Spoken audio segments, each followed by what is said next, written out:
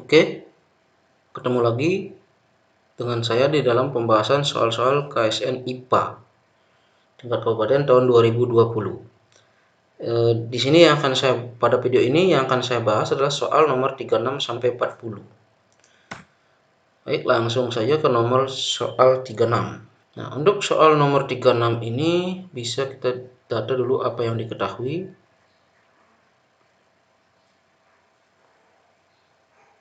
Itu adalah massa benda itu 250 gram, langsung jadikan kilogram. Ini kan bagi 1000 berarti kan jadi 0,25 kg. Kemudian meluncur di bidang intelijen dengan kecepatan P nggak tahu. Kemudian benda ditahan oleh gaya tetap 0,5 Newton. Gayanya adalah 0,5 Newton selama 3 sekon. T-nya 3 sekon. Sampai berhenti, berarti kecepatan akhir nih ya, kecepatan akhir P1 adalah 0. Kecepatan benda berhenti kan 0. Nilai P adalah, nilai P yang minta, berarti P awal. Ditanya P 0 ya, P awal. Nah, untuk menyelesaikan konsep ini, kita kembali lagi ke konsep momentum. Nah, I sama dengan impuls ya, itu kan perubahan momentum. I kan perkalian antara gaya dengan waktu yang diperlukan. Ini adalah P1 kurang P0 kan itu. F-nya adalah tadi 0,5, waktunya adalah 3. P-nya momentum itu kan rumusnya M kali P, berarti ini P1 kurang M kali P0 ya. Nah, ini nilainya 0,5 kali 3 kan 1,5. M-nya M itu 0,25 ya. Atau ini bisa dikurung dulu, M-nya dikeluarkan, M-nya M kan P1 kurang P0 kan itu 1,5, M-nya 0,25, P1-nya 0, kan berhenti dia. P1 itu P akhir ya. Ini kurang P0. Jadi kan jadi 1,5, 0,25, 0 kurang P0 kan min P0 kan itu jadinya. Min P0. Nah, min ini cuma menyatakan arah aja dia, berlawanan. Ini kita cari dulu besarnya, kan sama-sama desimal. Nah, biar nggak desimal kita sama-sama kali. Ini biar hilang komanya kan kali 100, ini juga kali 100. 1,5 kali 100 kan 150. 0,25 kali 100 kan 25. Bolehlah kita ini tulis min P0 jadinya, karena langsung kalikan. Maka min 25 P0 sama dengan 150. Min P0 kan 150 bagi 25, yaitu nilainya 6. Nah, min ini cuma menyatakan arah ya. Karena di sini kan bendanya berlawanan arahnya. Karena ditahan oleh gaya F. Kita anggap yang gaya F-nya tadi yang positif. Berarti kalau bendanya dianggap bergerak ke kanan, gaya F-nya kan ke kiri, berarti yang arah kiri kita anggap positif. Sehingga dapatlah ini kecepatan awalnya negatif. Nah, ini tidak masalah, yang penting besarnya dapat, yaitu 6. Jawabannya adalah D. Oke, lanjut soal nomor 37. Grafik posisi terhadap waktu untuk setiap benda bergerak dengan kecepatan tetap. Ya, kecepatan tetap berarti ini GLB. GLB. Kan gitu. GLB kecepatannya tetap. Nah, kita sekarang analogi saja. Misalnya sebuah benda bergerak dengan kecepatan 2 meter per sekon. Kan itu. Berarti jarak yang ditempuh untuk waktu, kita tabelkan saja. Tabelkan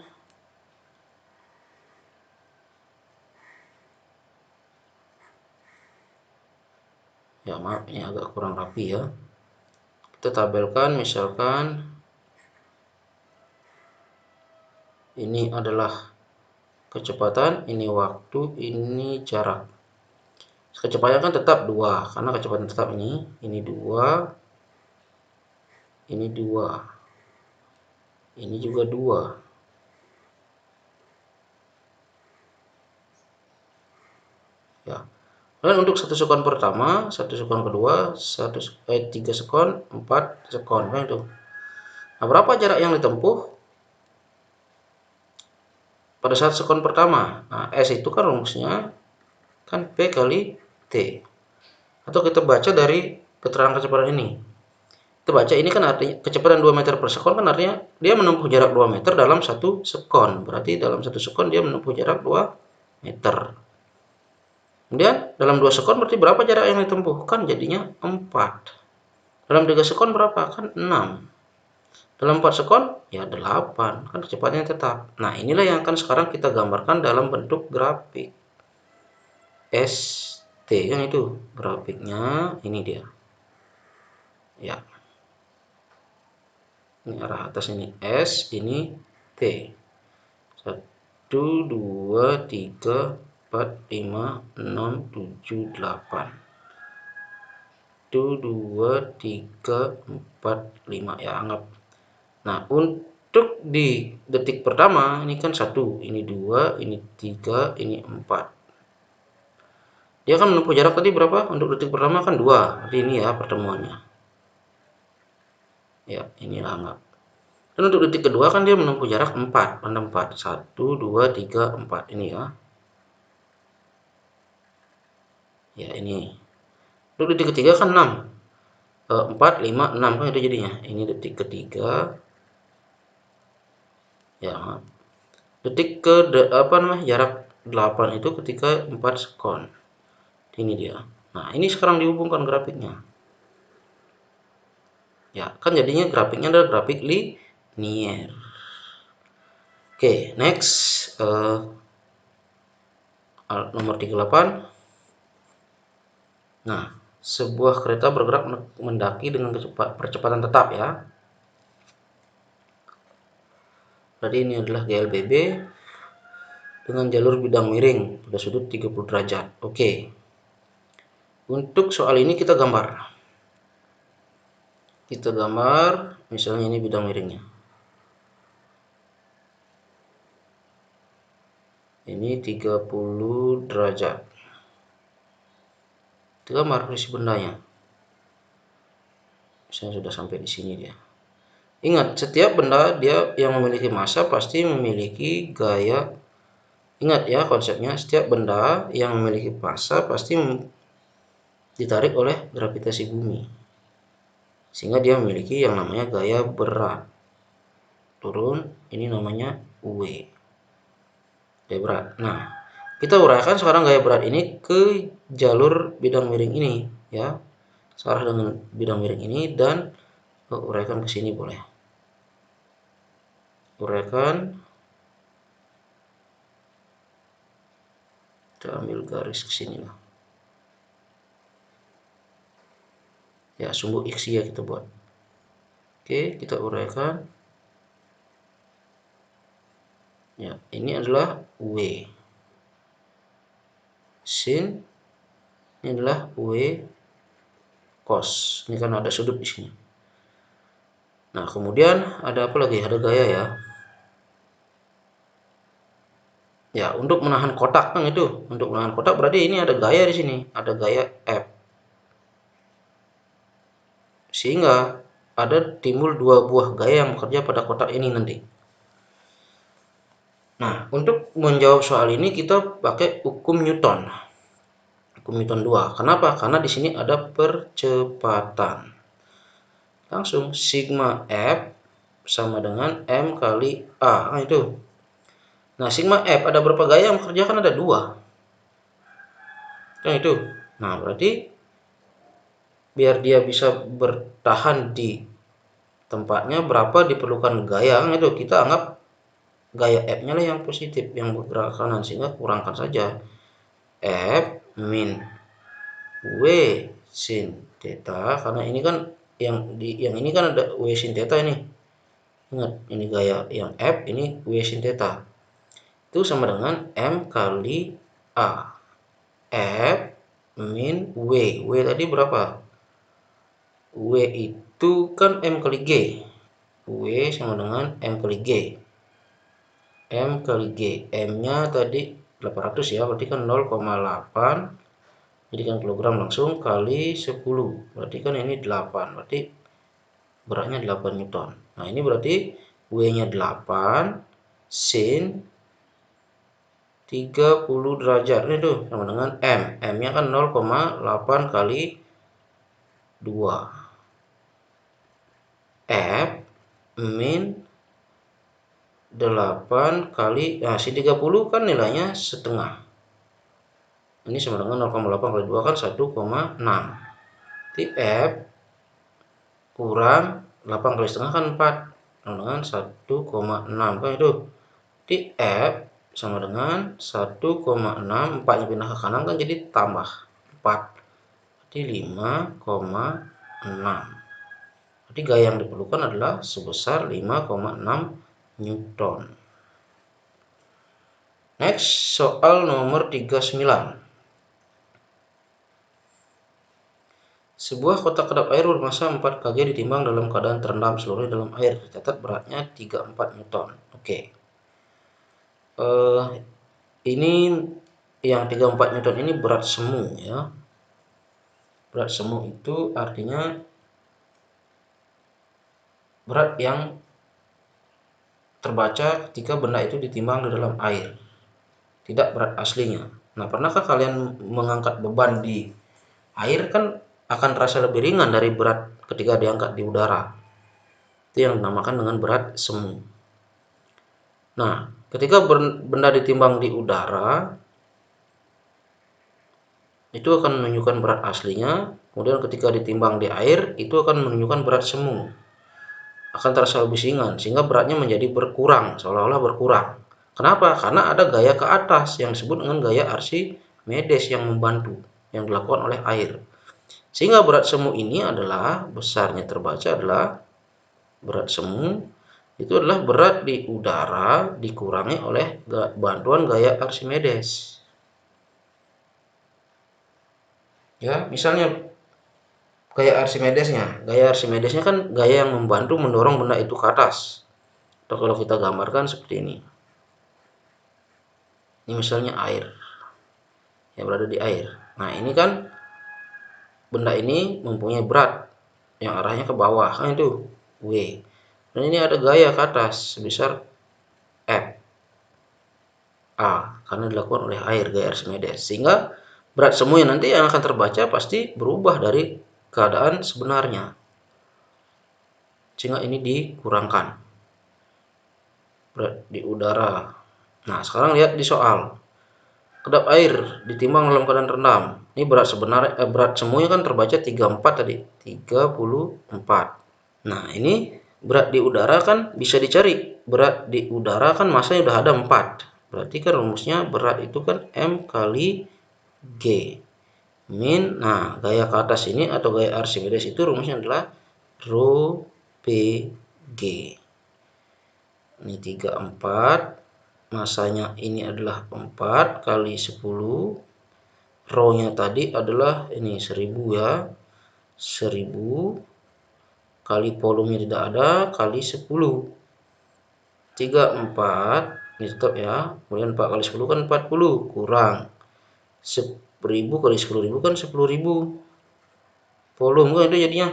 Sekarang itu tukar tempat. Ini bawa ke kiri jadi positif. Ini jadinya 10.000. P sama dengan ini 40-nya kan diam. Karena nggak kemana-mana dia. 34 sekarang pindah ke kanan kan jadi negatif 34 kan itu. Sehingga 10.000 P itu kan sama dengan 6. Ini maka P, ini saya bawa ke atas ya. Maka P volume ya menjadi 6 per 10.000. Satuannya kan meter kubik karena satuan internasional ini. Ada? Kan nggak ada. Nah, sekarang ubah. Jadi meter kubik ke centimeter kubik kan turun 2 tingkat. Setiap turun 2 tingkat dia kan dikali 1000. Sehingga ini jadinya kalau turun 2 tingkat kan dikali 1 juta jadinya. Jadi 6 meter kubik jadi centimeter kubik kali 1 juta. Jadinya ini jadi 6 juta. cm kubik per 10.000. Nah, sekarang tinggal dicoret nolnya. Ada nolnya 4 ya. 1, 2, 3, 4. Dicoret 4. Ini coret 4 juga. Sehingga sisa 600. Lebih 1 ya. Sehingga sisa 600 cm kubik. Sehingga jawabannya adalah yang D. Oke, next soal berikutnya, soal nomor 40. Untuk soal nomor 40, sebuah tabung dengan masing-masing ujung diberi nama A dan B, diletakkan mendatar. Fluida dialirkan melalui tabung itu. Jika perbandingan luas penampang ujung A dan ujung B, oke, kita catat. Diketahui luas penampang yang berbeda ya. Luas penampang A per luas penampang B itu kan 1/4 atau 1/4. Kita kali silang, AB kali 1 kan AB. Artinya luas penampang B sama dengan 4 kali luas penampang A. Berarti ini adalah penampang B lebih besar, lagi 4 kali. Maka ditanya berapa kecepatan aliran fluida di ujung A dan di ujung B. Oke. Jadi PA per PB kan itu. Nah, pernah kan kalian memencet selang? Ketika selang tidak dipencet dengan ketika selang dipencet pada saat aliran airnya sama ya, mana lebih kencang kira-kira? Kan pasti pada saat selang itu dipencet. Artinya saat kita membuat penampang itu menjadi lebih kecil. Nah, hal ini terjadi karena konsep debit. Debit air yang mengalir pada saat selang dipencet dan selang tidak dipencet itu sama. Ya, QA sama dengan QB. Ini juga SMA nanti. Ini rumusnya PA kali luas penampang A, ini kecepatan aliran air di B kali luas penampang B. PA kan nggak ada, tulis lagi PA. Luas penampang A, biarin aja, luas penampang A sama dengan kecepatan aliran air di B kan nggak ada, karena minta perbandingan nanti. Nah, luas penampang B ganti dengan 4 kali luas penampang A. Nah, karena di soal kan minta perbandingan kecepatan aliran air di A dan di B, berarti ini tulis PA, ini bawa ke sini, terus kiri yang PB-nya ini. Per PB sama dengan 4 luas penampang A. Sekarang yang luas penampang A-nya bawa ke kanan biar kumpul dia di satu ruas. Nah, PA per PB kan itu jadinya sekarang sama dengan. Nah, luas penampang A-nya ini dicoret sehingga 4/1. Kalau dibawa ke konsep perbandingan kan menjadi luas penampang A banding kecepatan penampang A dibandingkan dengan kecepatan penampang B kan menjadi 4/1, sehingga jawabannya adalah yang C. Oke, demikian 5 soal sudah terjawab. Jangan lupa like, komen kalau ada yang ditanyakan, dan subscribe biar nanti kalian bisa mendapatkan notifikasi pembaruan video-video berikutnya tentang latihan-latihan soal KSN. Semoga video ini bermanfaat. Terima kasih.